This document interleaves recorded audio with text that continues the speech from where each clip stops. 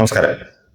തുടക്കമുള്ള V D Satheesan മന്ത്രിസഭയുടെ ആദ്യത്തെ യോഗത്തിൽ തന്നെ 2 തെരഞ്ഞെടുപ്പ് വാഗ്ദാനങ്ങളാണ് നടപ്പാക്കിയത്.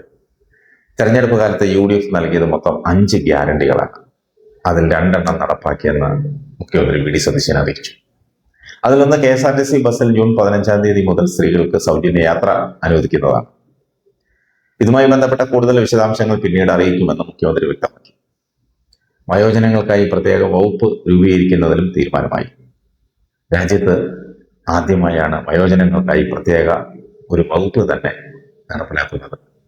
ആശാമാരുടെ ഓണറേറിയം ആദ്യഘട്ടമായി 3000 രൂപ വർദ്ധിപ്പിക്കാനും തീരുമാനിച്ചു. അങ്കണവാടി ജീവനക്കാരുടെ വേതനം 1000 രൂപ വർദ്ധിപ്പിച്ചു. ആദ്യഘട്ടമായാണ് ഈ 1000 രൂപ കൂട്ടിയത്. ഘട്ടം ഘട്ടമായി വീണ്ടും വർദ്ധിപ്പിക്കും. പാചക തൊഴിലാളികളുടെ വേതനവും 1000 രൂപ വർദ്ധിപ്പിച്ചിട്ടുണ്ട്. പ്രൈമറി ടീച്ചർ, ആയമാർ എന്നിവരുടെ വേതനവും 1000 രൂപ കൂട്ടി. നവകേരള യാത്രയ്ക്കിടെ KSU യൂത്ത് കോൺഗ്രസ് പ്രവർത്തകരെ അന്നത്തെ മുഖ്യമന്ത്രി പിണറായി വിജയന്റെ ഗൺമാൻ അടക്കമുള്ളവർ മർദ്ദിച്ച സംഭവത്തിൽ പുനരന്വേഷണത്തിന് ഉത്തരവിട്ടു. സ്പെഷ്യൽ ടീമാണ് പുനരന്വേഷണം നടത്തുന്നത്. നവകേരള സദസ് ആലപ്പുഴ എത്തിയപ്പോൾ റോഡരികിൽ പ്രതിഷേധിച്ചവരെ മുഖ്യമന്ത്രിയുടെ ഗൺമാൻ അടക്കമുള്ളവർ വളഞ്ഞിട്ട് ആക്രമിച്ച സംഭവം കേരളത്തെ നടുക്കിയ ഒരു സംഭവമായിരുന്നു. സംഭവത്തിൽ പുനരന്വേഷണം നടത്താൻ ആലപ്പുഴ മജിസ്ട്രേറ്റ് കോടതി 2024 നവംബർ 8-ന് ഉത്തരവിട്ടിരുന്നു. എന്നാൽ അന്വേഷണം നടന്നിട്ടില്ല. അതുകൊണ്ടാണ് ഒരു സ്പെഷ്യൽ ടീം ഈ കേസ് അന്വേഷിക്കുന്നത്.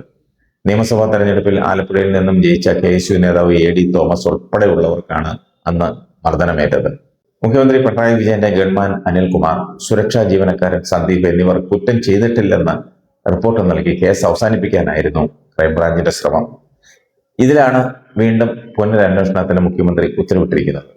കേസിലെ നിർണായക തെളിവായ വീഡിയോ ദൃശ്യങ്ങൾ ശേഖരിക്കാതെയാണ് ക്രൈംബ്രാഞ്ച് കേസ് അവസാനിപ്പിച്ചതെന്ന് ആരോപണം ഉയർന്നിരുന്നു.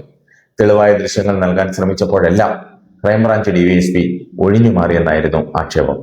മുഖ്യമന്ത്രിക്കൊപ്പം തോക്കുമായി സഞ്ചരിക്കേണ്ട ഗൺമാൻ അകമ്പടി വാഹനത്തിൽ ഒളിപ്പിച്ച വടിയുമായി റോഡിലിറങ്ങി പ്രതിഷേധക്കാരുടെ തല തല്ലി തകർത്തത് പോലീസ് ചട്ടങ്ങൾക്ക് വിരുദ്ധമാണെന്നാണ് വിലയിരുത്തൽ. കണ്ണൂരിലും ആലപ്പുഴയിലും വാഹനത്തിൽ നിന്നിറങ്ങി KSUക്കാരെ തല്ലാൻ മുന്നിൽ നിന്ന ഗൺമാൻ ഇടുക്കിയിൽ ഫോട്ടോഗ്രാഫറുടെ കഴുത്തിന് വരെ കുത്തിപ്പിടിച്ചിരുന്നു. മുഖ്യമന്ത്രിക്കൊപ്പം സദാസമയം ഉണ്ടാവുക എന്നതാണ് ഗൺമാന്റെ ചുമതല. മുഖ്യമന്ത്രിയുടെ വാഹനം കടന്നുപോയി കഴിഞ്ഞ് എസ്കോർട്ട് വാഹനത്തിൽ നിന്ന് റോഡിലിറങ്ങി പരാക്രമം കാണിക്കുന്നത് നിയമവിരുദ്ധമാണ്.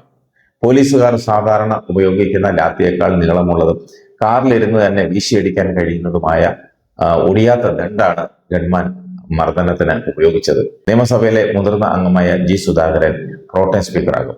മെയ് 21-ാം തീയതി നിയമസഭാ സമ്മേളനം വിളിച്ചു ചേർക്കാൻ ഗവർണറോട് ശുപാർശ ചെയ്തു. 22-ന് സ്പീക്കർ തെരഞ്ഞെടുപ്പിനായി പ്രത്യേക സമ്മേളനം വിളിച്ചു ചേർക്കാനും ശുപാർശ ചെയ്തു. 29-ന് ഗവർണറുടെ നയപ്രഖ്യാപന പ്രസംഗം ഉണ്ടാകും. ജയ്ജു ബാബുവിനെ അഡ്വക്കേറ്റ് ജനറലായി നിയമിച്ചു. സംസ്ഥാനത്തിന്റെ സാമ്പത്തിക സ്ഥിതിയെക്കുറിച്ച് സർക്കാർ ധവളപത്രം പുറത്തിറക്കുമെന്നും മുഖ്യമന്ത്രി അറിയിച്ചു.